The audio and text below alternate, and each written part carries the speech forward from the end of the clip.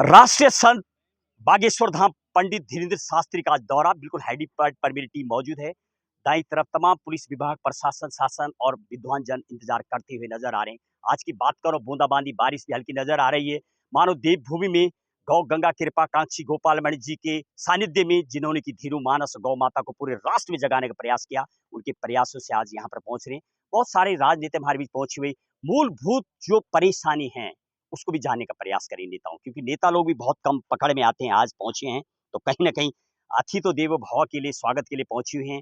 हमारी राष्ट्रीय नेता हैं, अ, स्वराज विद्वान जी हैं, और बहुत पूरे देश में ये, यदि मैं चुनाव की बात करूं, उस टाइम रही हैं। बहरहाल, क्या सोचती है अपने जिले को लेकर के, खास तौर पर आज का जो यहाँ पर राष्ट्रीय संत पहुंच रहे हैं, क्या उम्मीद कर रहे हैं आप? क्या समाज में बदलाव आएगा? बहुत सारे काम आपकी राजनीति में थे जो आप नहीं कर पाते, विद्वान जनों के माध्यम से आसान से हो जाते हैं। क्या कुछ सुनने को मिलेगा? क्या लग रहा है आपको?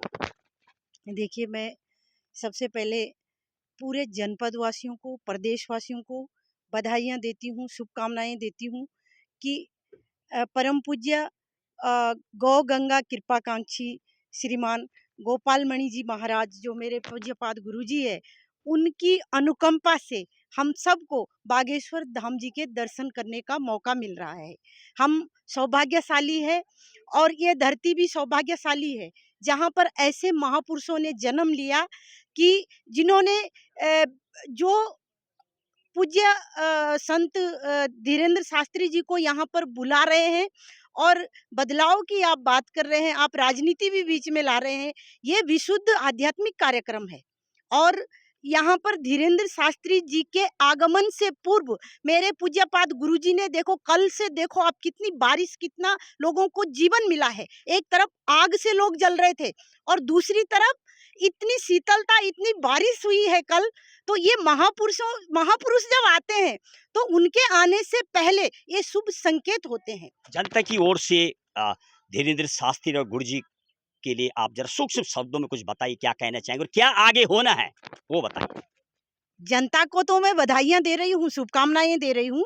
गुरुजी ने तो हमेशा समाज के लिए, जनता के लिए समरसता की बात की है, समाज को जोड़ने की बात की है, और हमेशा समाज सेवा की बात करते हैं। आज भी उनका जो प्रकल्प खुल रहा है वो समाज के लिए समर्पित है, और धीरेन्द्र शास्त्री जी आ रहे हैं, वो भी सर्व समाज के लिए आ रहे हैं। जनता के लिए यही संदेश है कि ऐसे महापुरुषों के आगमन पर जनता को, सबको सहयोग करना चाहिए। और जहाँ तक मैं अपने गुरुजी की क्या मैं बखान करूं, क्या मैं उनकी बात करूं। आपने देखा 41 मजदूर सुरंग में फंसे हुए थे। जिस दिन मेरे पूज्यपाद गुरुजी के चरण उस धरती पर पड़े, उसी दिन वो 41 मजदूर सकुशल वहां से वापस आए। आप राष्ट्रीय नेता हैं, पार्टी की ओर से 5 सीट बीजेपी जीत चुकी है, उसकी ओर से जनता का क्या अभिवादन करना चाहेंगे आप? मैं जनता को बहुत धन्यवाद देती हूँ कि आपने आदरणीय नरेंद्र मोदी जी पर पुनः विश्वास किया है, और हमारी यहाँ उत्तराखंड से 5 सीट आदरणीय नरेंद्र मोदी जी के झोली में गई है, और हिमाचल प्रदेश, जहाँ की मैं प्रभारी हूँ, वहाँ 4 सीट थी और चारों सीट जनता ने मोदी जी को दी है। मैं जनता को बहुत धन्यवाद देना चाहती हूँ, आभार व्यक्त करना चाहती हूँ, और जो भी जनता की समस्याएं होगी, मैं चाहती हूँ कि वो समस्याएं हम निरंतर उनको सॉल्व करने का प्रयास करेंगे। आखिरी प्रश्न थोड़ा हटके है, मैं देवभूमि उत्तराखंड की बात करूं, गंगा यमुनोत्री, गंगा यमुना, जब देश विदेश प्रदेश भर से लोग यात्री आ रहे हैं,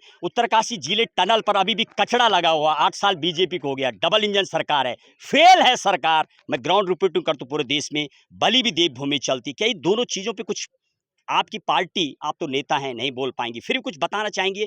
ये 2 चीज, क्या बीजेपी इसका बदलाव करेगी, कचरा वचड़ा उठाएगी, या ऐसे गोले पे गोला देती रहेगी? 4 मुख्यमंत्री चले, उसको लेके क्या बोलना चाहेंगे? नहीं, आप नेता की बात कर रहे हैं, मैं सामाजिक मुद्दों पर मैं मुखर होकर के ये भी बोलती हूँ। सामाजिक मुद्दा ही है। टनल पे कचरा लगे, माँ गंगा मैली हो रही है, गौ गंगा की, वो गंगा की सफाई की बात चल रही है, लेकिन कचरा तो हम भी रिपोर्टिंग करते हैं। मैम, कुछ इस बारे में बदलाव आएगा क्या? क्या बोलना चाहेंगे? वही मैं बोल रही हूँ कि मैं सामाजिक मुद्दों पर मुखर लीडर होके बोलती हूँ, इसलिए मुझे राष्ट्रपति अवार्ड भी मिला है बोलने के लिए। मैं केवल पार्टी की बात नहीं कहती, लेकिन स्थानीय प्रशासन को ये बात सोचनी चाहिए, नगर पालिका को ये बात सोचनी चाहिए, और सरकार की जहाँ भी सरकार की सहयोग की आवश्यकता होगी, सरकार तो हमेशा पब्लिक के साथ कुछ खड़ी है। बदलाव हो सकता है। बिल्कुल बदलाव हो सकता है और होगा बदलाव। चलिए, बहुत बहुत धन्यवाद। ये थी स्वराज विद्वान जी। कई बार हमने बातें की, अपनी बात को तो रखते हैं और पार्टी में भी रहते हैं कि बहरहाल बीजेपी दूसरी बार जीती है, पांचों भी जीते, फिर भी कई मुद्दे बिल्कुल ग्राउंड पर हमारी रिपोर्टिंग है अभी ज्यों के त्यों पड़े हुए हैं।